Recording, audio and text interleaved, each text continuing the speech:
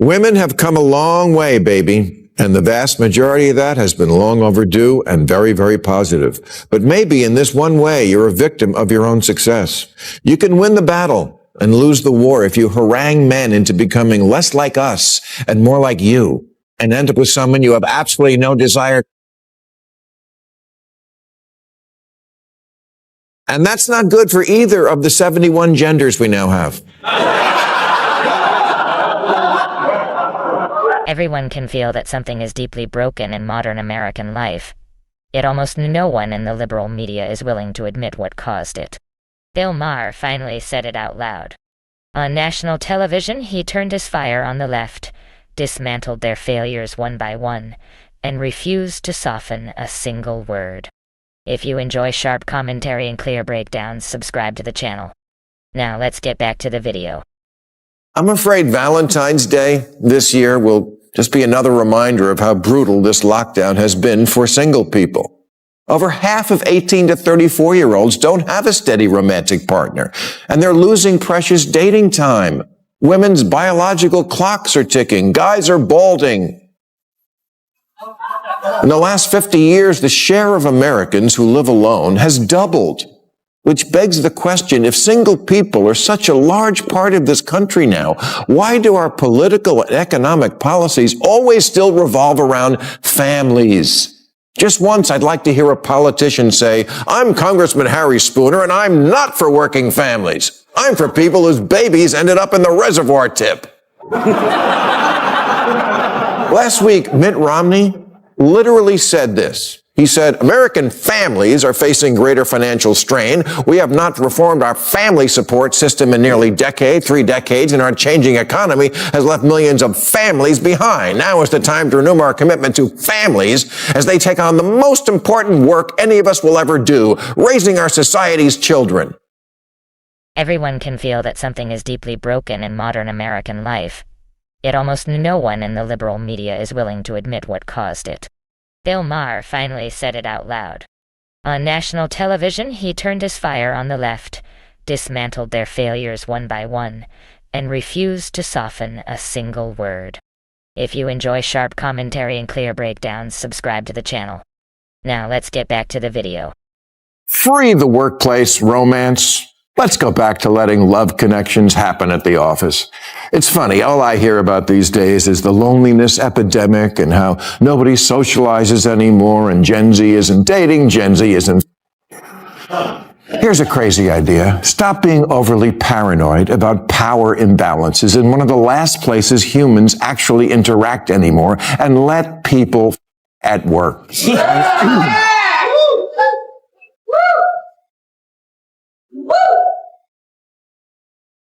I don't mean literally have in the supply closet, but flirt, acknowledge mutual attraction, and maybe get into a relationship. But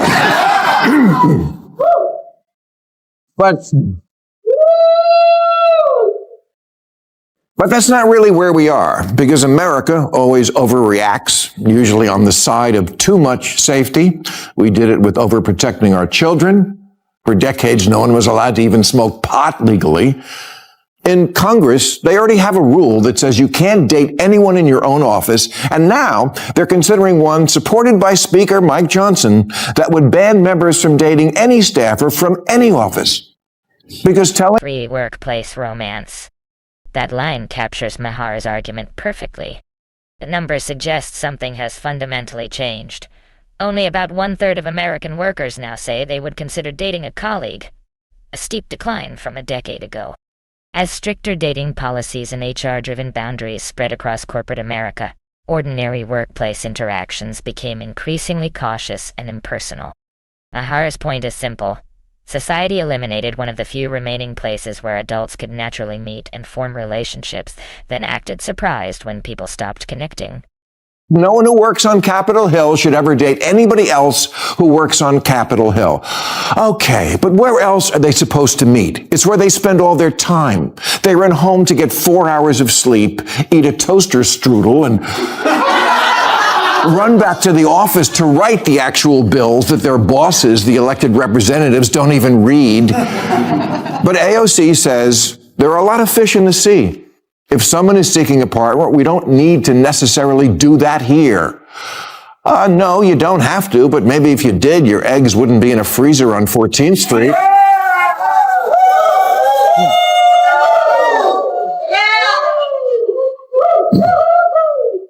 But, please, I'm all for it. Freezing eggs, or whatever you want to do. That's consensual. And that's the point. Stop punishing all the people who want a consensual relationship because offices contain some male creeps, as does everywhere in life. The question is it the smart thing to throw out the baby making with the bathwater? And according to a recent article in Inc., called Gen Zers and Millennials Want Workplace Romance Normalized, even if it breaks company rules. No, it's not. Congress is now trying to stop its own staffers from dating, and that perfectly captures the absurdity of today's workplace rules. Capitol Hill staffers reportedly work 12 to 14-hour days, 6 days a week, spending more time with their colleagues than with anyone outside the office. So when AOC says there are plenty of fish in the sea, she ignores the obvious. For these young workers, the workplace is practically their entire social world. That is exactly the disconnect Maher is exposing: politicians imposing rules that make no sense in the reality of everyday life. Then he reveals the statistic that completely changes the conversation. Because here's the thing. While there are plenty of fish in the sea, there aren't a lot of seas. That is, not a lot of places to meet fish. The workplace is where most people have always done it. It's where most married couples caught their fish.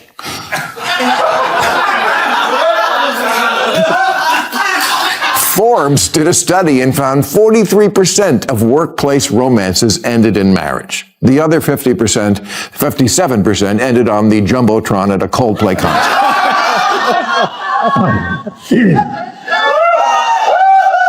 Now, is the workplace the perfect place to be? No, but what's better? Dating apps? Which are now places where people go out and yet somehow are still on their phone? 43% of workplace relationships reportedly lead to marriage, a statistic that challenges the entire movement against office dating. At the same time, the alternatives are clearly struggling. Tinder has continued losing paying subscribers, Bumble's stock has fallen dramatically, and many young adults now describe dating apps as exhausting, frustrating, or completely hopeless. Maher's point couldn't be clearer. Meeting people at work actually produced lasting relationships. Dating apps promised something better but left millions feeling more isolated than ever. Society abandoned a model that worked and replaced it with one that doesn't. If the standards on the left are going to be this high and politics is going to be this much of a cock block, we're never going to win elections or have any more babies. This inclination from certain liberals to always and immediately excommunicate instead of communicate is what makes them so unlikable. And I'm sorry, Sarah, to make you the poster child for this, but come on. I mean, look at this stiff. What'd you expect? Oh. Okay, you're a much better person than he is. You win. And by win, I mean lose. Christ, first we couldn't date people who had opposite political beliefs. Now we can't even date them if they have no opinion at all. Political loyalty has become another rigid test for relationships, and the numbers support Maher's argument. Roughly 1 in 5 Americans reportedly say political disagreements have caused them to cut ties with a family member. That same division is now reshaping the dating world. A growing number of young Americans refuse to date anyone who supports the opposing political party. Maher's point is brutally simple. If you reject half the country before a conversation even begins, don't be surprised when your dating pool disappears. It's enough to make you lose faith in finding true love on a reality streaming series.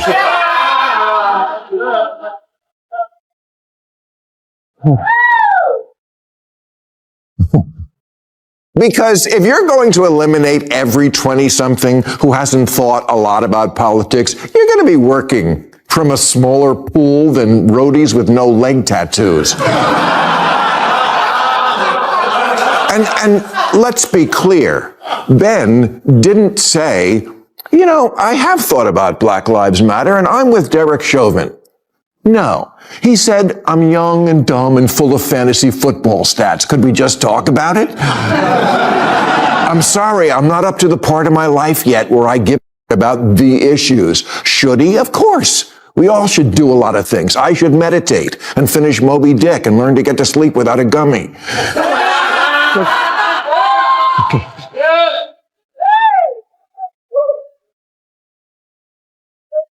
But maybe Ben hasn't turned his life over to being a social justice warrior yet because he's preoccupied with trying to get his life going.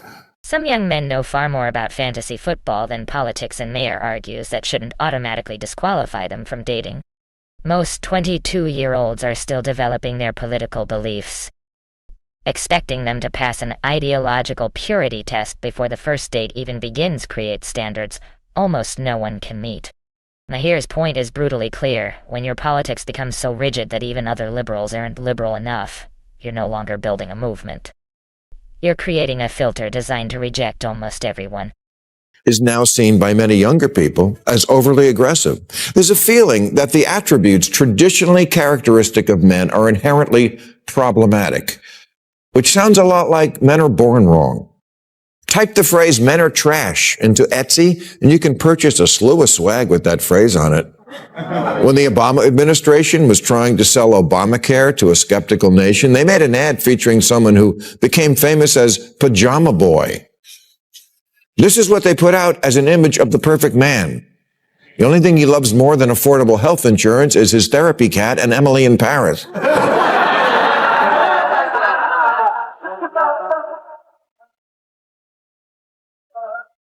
That ad might as well say, ask your doctor if chemical castration is right for you.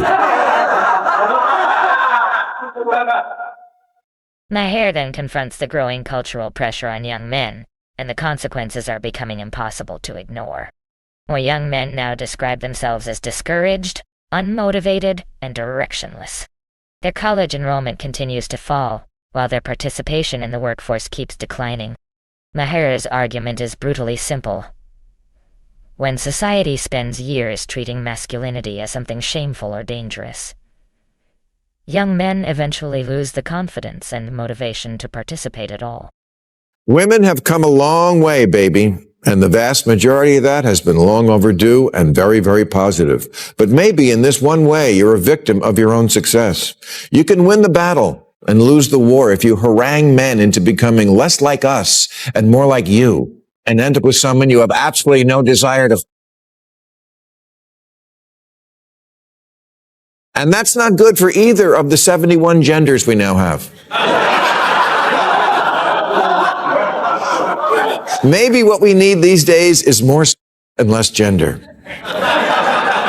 Women aren't attracted to these girly men they've created. The guy you whipped into total sensitivity isn't to you anymore. There's a special place in a woman's heart for a man who learns to suppress his masculinity. It's called the friend zone.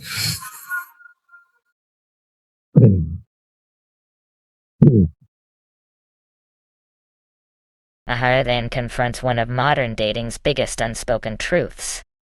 Despite years of cultural messaging, what many women want in a long-term partner hasn't changed nearly as much as activists would have people believe. His argument is blunt. Society spent years attacking traditional masculinity while promoting a version of manhood that many women never actually wanted in a partner. Then everyone acted surprised when genuine compatibility became harder to find. But Maher doesn't stop there. He next exposes what happened when dating was handed over to algorithms. And that's the lesson women should have taken away from all this. Dating from the phone took away any incentive for men to cough up the two things women want from them: courage and communication.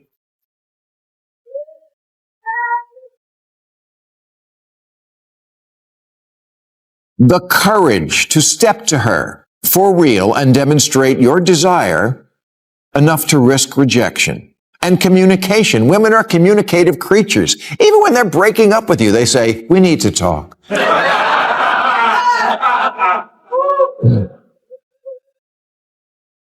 We're endlessly hearing about girl power and being a girl boss. Please, ladies, you let the technology play you, and you got punked by your phone.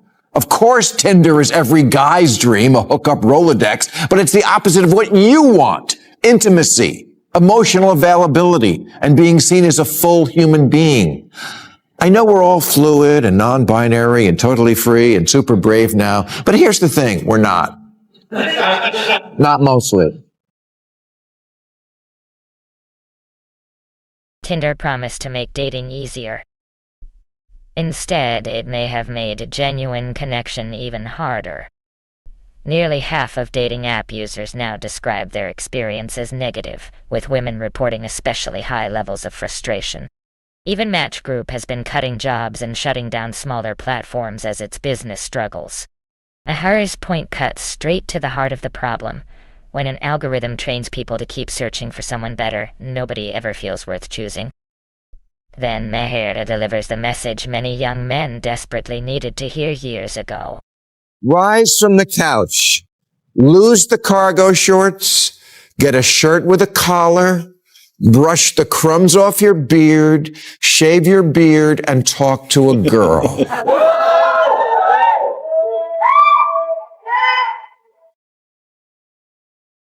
Earn it. Earn being heroic by taking that long, brave walk across a room to ask someone out. The vast majority of men don't have to fight wars anymore or hunt for food, and Lord knows there aren't any real Lokis or green goblins to fight. The one place you can step up and show courage is this. Be a hero to women. Show yourself.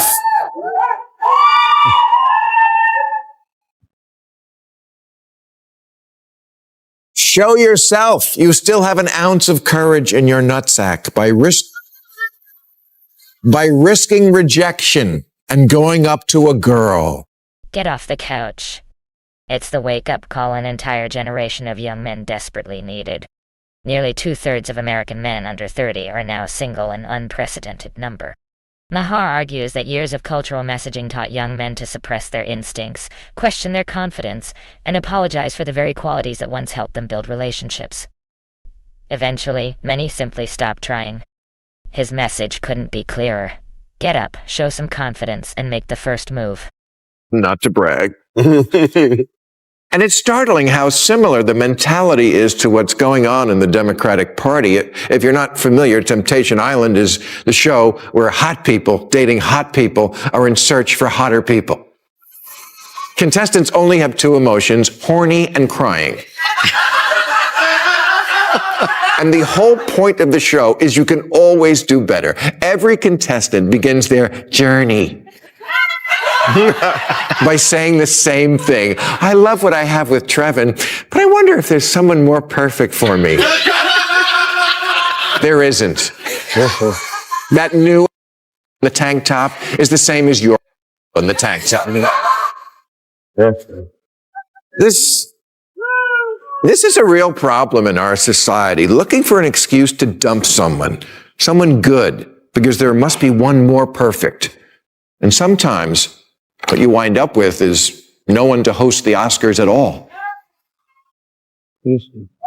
Yeah. Maher calls it the Temptation Island mentality, the belief that no matter who you're with, someone better is always waiting around the corner. For years, reality television and dating culture have trained people to chase endless options, instead of building something meaningful with the person in front of them. Stable relationships are giving way to temporary connections, while commitment is treated like settling. Maher's warning is brutally simple. If you spend your entire life waiting for the perfect person, you may end up choosing no one and being left with nothing. And how a baby wasn't a priority for us at the beginning, but as we have experienced life together, we have decided we want to start a family. Okay, I don't even know how that would work. I really don't,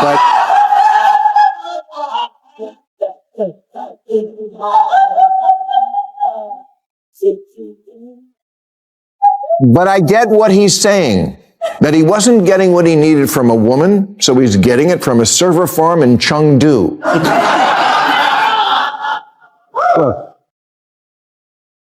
it's not for me, but can I really sit here and tell you that the old way, where men are from Mars and women are from Venus, and where you have to kiss a lot of frogs, and where half the marriages end in divorce, can I really say that really worked so well? No, I can't. I can't blame kids who look at their parents and see broken families and fighting and cheating and dad day drinking in the garage and mom sitting on the dryer in a housecoat eating pie with her hands.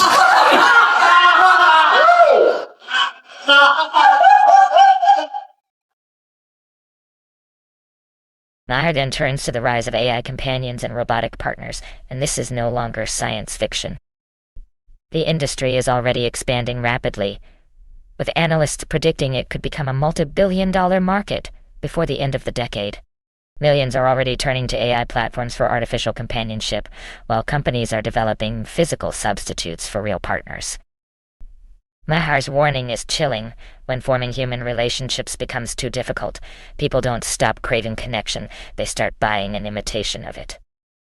People are not always attracted to their co-equal. We're not robots. What we are, apparently, is lonely. There is a loneliness epidemic out there. It is widely reported. A Morning Consult poll found that almost 4 out of 5 young adults consider themselves lonely and have trouble forming relationships outside of their home. And that certainly seems the case in the incest I watch.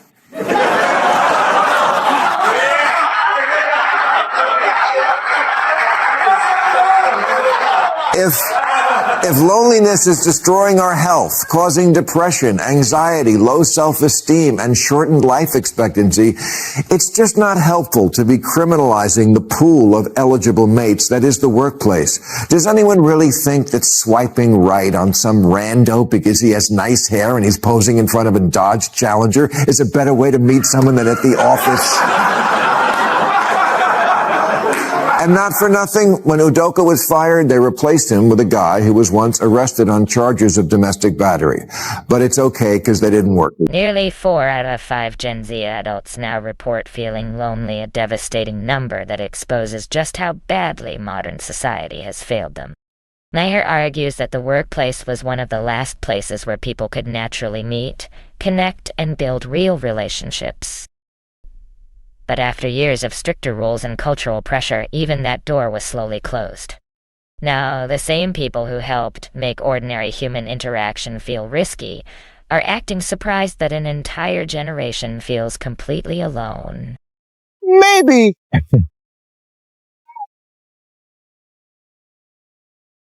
Maybe let's all try a little more romance and a little less hypocrisy. You know, we hate it when people have in the office, but you know what TV show we love? The Office. The most popular sitcom of all time, reproduced all over the world, and the entire show is an HR department's worst nightmare. And it doesn't make anybody low-key scared.